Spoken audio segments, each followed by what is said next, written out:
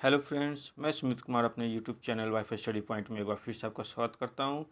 दोस्तों, आज की सेशन में हम बात करेंगे manufacturing units of Indian railway और कुछ रेलवे बोर्ड्स भी देख लेंगे और उसमें हम रेलवे के कुछ इंपॉर्टेंट इंस्टीट्यूशन भी देखेंगे। दोस्तों, वीडियो को स्टार्ट करने से पहले अगर आपने हमारे चैनल को सब्सक्राइब नहीं किया है तो चैनल को प्लीज़ सब्सक्राइब कर लीजिए। तो चलिए दोस्तों, वीडियो को स्टार्ट करते हैं। तो पहले हम देखेंगे मैन्युफैक्चरिंग यूनिट्स ऑफ इंडिया, जिसमें कौन कौन से मैन्युफैक्चरिंग है। तो पहले है रोलिंग स्टॉक। रोलिंग स्टॉक के मतलब है पटरी पर चलने वाली चलने वाली तो पहले कंपनी है इंटीग्रल कोच फैक्ट्री यानी आईसीएफ। तो इसकी फॉर्म कब हुई थी? तो ये 1955 में हुई थी और ये कहाँ है? तो ये पेरम्बूर चेन्नई में है।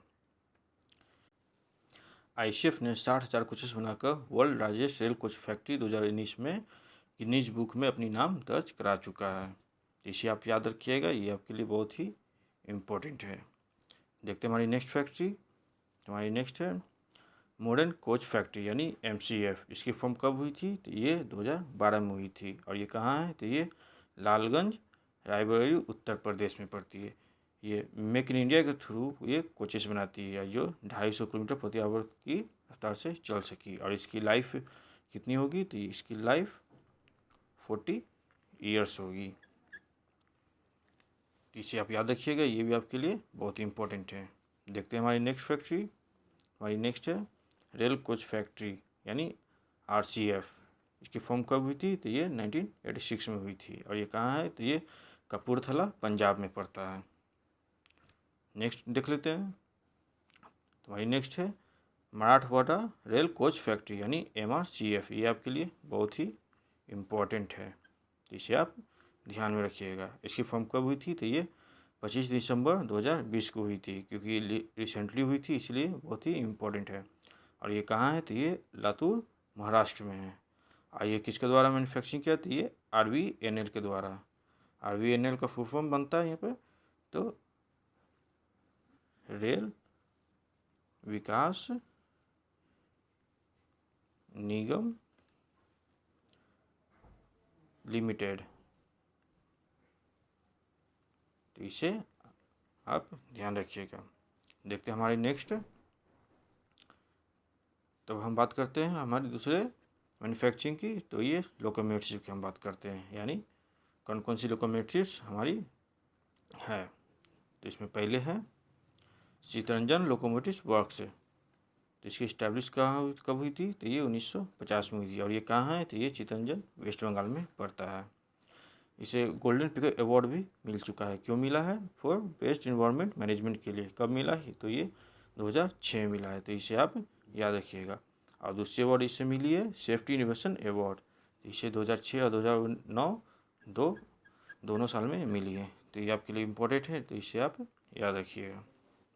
हमारी नेक्स्ट लोकोमोटिव है डीजल लोकोमोटिव फैक्ट्री। तो इसकी स्थापना कब हुई थी? तो ये 2019 में हुई थी और ये कहाँ पड़ता है? तो ये मधेपुरा बिहार में पड़ता है। मेंटेनेंस डिपो कहाँ है? तो पहली है यूपी में और दूसरी है गुजरात में। तो इसे आप ध्यान रखिएगा। बढ़ते अपने अगले लोकोमोटिव की ओर। हमारा नेक्स्ट है बनारस लोकोमोटिव वर्क्स या डीजल लोकोमोटिव वर्क्स भी कहते हैं। तो नाम से आपको पता लगता है कि ये कहाँ की होगी। तो इसकी स्थापना कब हुई थी? तो ये 1961 में हुई थी और ये कहाँ है? तो ये वाराणसी में है। ये इंडिया की लार्जेस्ट डीजल लोकोमोटिव फैक्ट्री है। तो ये क्वेश्चन आपके लिए बहुत भी आई है। और ये India first by mode locomotive भी है, तो इसे भी आप याद रखिएगा। नेक्स्ट देख लेते हैं। तो हमारी नेक्स्ट है electric locomotive factory. Electric locomotive factory, तो इसकी स्थापना कब हुई थी? तो ये 2017 में हुई थी और ये कहाँ है? तो ये मधेपुरा बिहार में है। ये कंपनी बहुत ही इम्पोर्टेंट है, वो इसलिए क्योंकि जो D F C C I L में जो 800 लोकोमोटिव्स की जो बात कही गई है वो इसी इलेक्ट्रिक लोकोमोटिव फैक्ट्रीज में बन रही है, जो कि अभी 300 लगभग कंप्लीट हो चुकी है, जो 12,000 हॉर्स पावर की रहेगी। इसे आप याद रखिएगा, ये बहुत ही आपके लिए इम्पोर्टेंट है। इसमें 2 कंपनी इंक्लूडेड है इस फैक्ट्री में। तो पहली है आपकी इंडियन रेलवे और दूसरी है एल्स्टॉम कंपनी, जो कि फ्रांस की कंपनी है। इसे आप ध्यान रखिएगा। हाँ, ये नेक्स्ट लोकोमोटिव देख लेते हैं। और नेक्स्ट है डीजल लोको मॉडर्नाइजेशन वर्क्स या फिर डीजल कंपोनेंट वर्क्स। तो इसकी स्थापना कब हुई थी? तो ये 1981 में हुई थी, यानी 1981 में। और ये कहाँ है? तो ये पटियाला पंजाब में है। तो इसे आप ध्यान रखिएगा। ये सब के आप ये सारे लोकोमोटिव के इस्टेब्लिशमेंट और ये कहाँ है ये ध्यान रखिएगा, क्योंकि ये बहुत ही इम्पोर्टेंट है। नेक्स्ट देख लेते हैं। तो अब नेक्स्ट है व्हील एंड एक्सेल। तो ये कहाँ कहाँ बनती है? तो पहले है रेल व्हील फैक्ट्री। इसकी स्थापना कब हुई थी? तो ये 1984 में हुई थी। और ये कहाँ है? तो ये येलाहंका बेंगलोर में पड़ती है। ये इंडियन रेलवे की पहली यूनिट है जो ISO 9001/2008 सर्टिफिकेट इसे मिला है। तो ये आपके लिए बहुत ही इम्पोर्टेंट है, इसे आप बिल्कुल याद रखिएगा। तो हमारी नेक्स्ट फैक्ट्री है रेल व्हील प्लांट। तो ये कहाँ है? तो ये बेला बिहार में है और इसकी स्थापना 2004 में हुई थी। जिसे आप याद रखिएगा। नेक्स्ट देख लेते हैं। अब कुछ हम रेलवे इंस्टीट्यूशन की बात कर लेते हैं। तो पहली है IRICEN। तो इसकी फुल फॉर्म क्या है? तो Indian railway institute civil engineering. इसकी फुल फॉर्म आप याद रखिएगा, क्योंकि एग्जाम में फुल फॉर्म भी पूछे जाते हैं। और ये कहाँ पड़ती है? तो ये पुणे महाराष्ट्र है। इस इंस्टीट्यूट में जो सिविल इंजीनियर होते हैं उसकी ट्रेनिंग होती है। हमारी नेक्स्ट है IRIEN, यानी इसकी फुल फॉर्म है Indian railway institute electrical engineering. और ये कहाँ पड़ती है? तो ये नासिक में पड़ती है। यहाँ पे इलेक्ट्रिकल इंजीनियर जो भी होते हैं रेलवे के, उसकी यहाँ ट्रेनिंग होती है। नेक्स्ट है IRIMEE। तो इसकी फुल फॉर्म है Indian railway institute mechanical electrical engineering. तो ये जो मैकेनिकल इलेक्ट्रिकल जो भी कैंडिडेट्स होते हैं उसकी यहाँ ट्रेनिंग होती है। और ये कहाँ है? ये जमालपुर है, जो बिहार में पड़ती है। और इसकी फाउंडेड दो इसलिए है कि ये 1888 में ये एक टेक्निकल पहले स्कूल हुआ करती थी। उसके बाद 1927 में इसे मैकेनिकल इलेक्ट्रिकल इंजीनियरिंग उसमें इसको लागू कर दिया गया था। तो ये दोनों आप ध्यान रखिएगा, क्योंकि ये दोनों में से कोई आपसे पूछ सकता है। बढ़ते हैं अपने अगले इंस्टीट्यूशन की ओर। तो हमारा नेक्स्ट है NAIR, यानी national academy of Indian railway. ये कहाँ है? वडोदरा गुजरात में है। तो यहाँ जो भी IAS जो भी होते हैं उसके यहाँ ट्रेनिंग होती है। जैसे रेलवे के लिए जो रेलवे डिविजनल मैनेजर जो होते हैं उन लोग सबकी ट्रेनिंग होती है। तो इसकी स्थापना कब हुई थी? तो ये 1888 में हुई थी। हमारी नेक्स्ट है IRIACT, यानी Indian railway institute science AI engineering and telecommunication, यानी आर्टिफिशियल इंजीनियरिंग। इसकी फंड कब हुई थी? तो ये 1958 में हुई थी। और ये कहाँ है? तो ये सिकंदराबाद में है। नेक्स्ट है RPF है, यानी रेलवे प्रोटेक्शन फोर्स एकेडमी। ये कहाँ है? तो ये लखनऊ में है। यहाँ पर जो भी RPF होते हैं उसकी यहाँ ट्रेनिंग होती है। तो इसकी स्थापना कब हुई थी? तो ये 1955 में हुई थी। नेक्स्ट देख लेते हैं। तो नेक्स्ट है NRTI, यानी national rail and transport institution. इस इंस्टीट्यूशन में क्या होता है? तो जो ट्रैफिक इंस्पेक्टर होते हैं या फिर ट्रांसपोर्टेशन से जो भी ऑफिसर होते हैं उसकी लोग की यहाँ ट्रेनिंग होती है। तो ये कब फाउंड हुआ था? तो ये 2018 में फाउंड होता है। और ये कहाँ है? तो ये वडोदरा में है। नेक्स्ट है IRTMTC, यानी Indian railway track machine training centre. ये कहाँ है? तो ये प्रयागराज में पड़ते हैं। इसकी कब फाउंड हुई थी? तो ये 1984 यानी 1984 में ये फाउंड हुई थी। तो इसे याद रखिएगा। नेक्स्ट देख लेते हैं। तो नेक्स्ट हम देख सकते हैं रेलवे प्रोटेक्शन फोर्स को। अब तो इसका नाम चेंज करके इसमें S जोड़ दिया गया, यानी सर्विसेज। इसमें सर्विसेज लगा दी जाती है। इसे अब RPFS कहते हैं, इसे आप ध्यान रखिएगा। तो बात कर लेते हैं।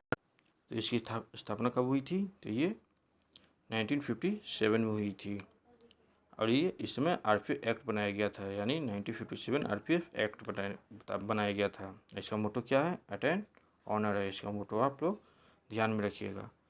उसके बाद एक रेलवे प्रॉपर्टी एक्ट लागू किया गया जो कि 1966 में इसको किया गया, ताकि रेलवे की प्रॉपर्टी को क्षति न पहुँचे, इसलिए इस एक्ट को लाया गया।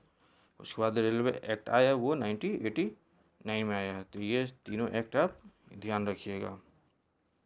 और नेक्स्ट है सेंट्रल पार्लियामेंट्री फोर्स। इसमें क्या होता है? तो इसमें 10% प्लस वर्कफोर्स वुमेन के लिए रिजर्व रहता है। ये arrest other than penal laws, ये अरेस्ट कर सकते हैं पेनल लॉज के अगेंस्ट में। इसमें GRP होते हैं, GRP यानी गवर्नमेंट रेल पुलिस। अब RPF के डायरेक्टर जनरल कौन है? तो ये अरुण कुमार जी हैं। तो इसे आप ध्यान रखिएगा, ये आपके लिए बहुत ही इम्पोर्टेंट है। अब नेक्स्ट देख लेते हैं। अब हम कुछ रेलवे बोर्ड के बारे में बात कर लेते हैं कि रेलवे बोर्ड कैसे कैसे बनी। तो बात 1901 से शुरू होती है। उस समय थॉमस रॉबर्टसन एक कमेटी थी, उसमें कुल 3 मेंबर थे। तो उन्होंने रेलवे बोर्ड के लिए बात कही। तो फिर बात करते करते 1905 आ गई। फिर उसमें गवर्नर जनरल जो लॉर्ड कर्जन थे, उन्होंने रेलवे बोर्ड को स्थापना के लिए पावर दे दिया गया। फिर 1921 में एक्वर्ड कमेटी बनी। फिर 1924 में first rail budget non independent railway board की इस्टेब्लिशमेंट की गई। फिर बात आई 1929 में, तो उसमें first Indian member of the railway board को बनाया गया। कब? 1929 में। उनका नाम क्या था? तो उनका नाम फ्रैंक डिसूजा था, फ्रैंक डिसूजा, इसे आप याद रखिएगा, फ्रैंक डिसूजा। फिर बात आई 1951 आई, तो उसमें रेलवे बोर्ड का चेयरमैन की बात आई। उसमें चेयरमैन नहीं थी, उसमें सेक्रेटरी हुआ करते थे। तो फिर 1954 में सेक्रेटरी का जो पोजीशन था उसे चेयरमैन को सौंप दिया गया। तो उसमें टोटल रेलवे बोर्ड के मेंबर कितने थे? तो उसमें टोटल 5 मेंबर थे। पहले तो हमने देखा कि उसमें 3 थे, उसके बाद एक जुटा फ्रैंक डिसूजा 4, उसके बाद नेक्स्ट 5 हो गए। फिर 1988 में एक छठा मेंबर ऐड हुआ। कब? 1988 में।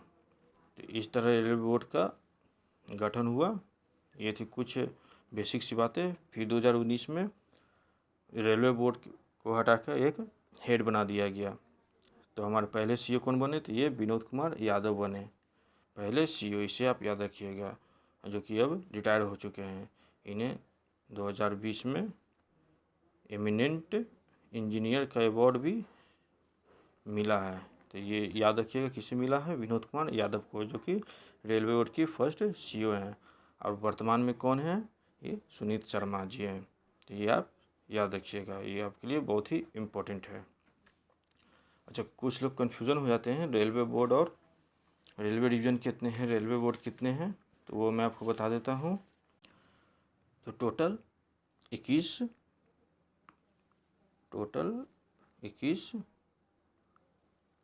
रेलवे बोर्ड है। जोन्स कितने हैं? तो जोन 18 जोन्स हैं। पहले 17 हुआ करते थे और हाल ही में 18वां ऐड हुआ। तो ये 18वां कौन सा है? तो ये विशाखापट्टनम में पड़ती है। तो अभी 21 बोर्ड, 18 जोन्स, और डिवीज़न कितने हैं? तो डिवीज़न 73 डिवीज़न हैं। तो इसे आप याद रखिएगा। मैं सीरियल बाय सीरियल लिख दूँ। जोन्स 18, डिवीज़न 73 और बोर्ड 21। तो इसे आप याद रखिएगा।